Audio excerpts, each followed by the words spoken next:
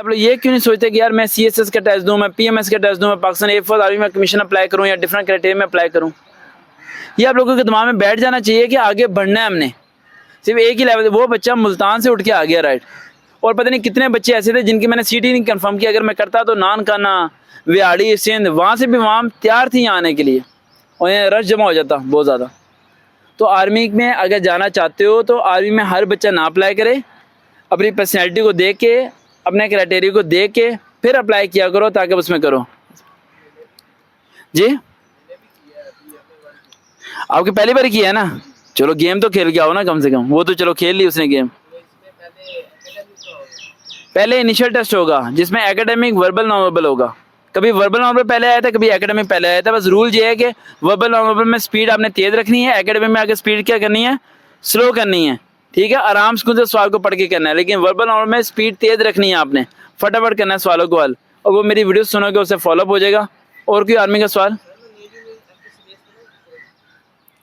आप matric base पे apply करो, आप रेकमेंड हो जाओगे।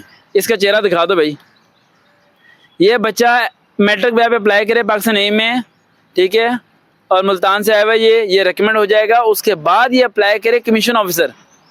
क्या अप्लाई करे? Commission officer. वसीम को मैं यही बात समझा रहा था कि अगर आप कांस्टेबल नहीं जाते, आप कांस्टेबल नहीं जाते तो अल्लाह आपको इंस्पेक्टर भेजना चाह रहा है।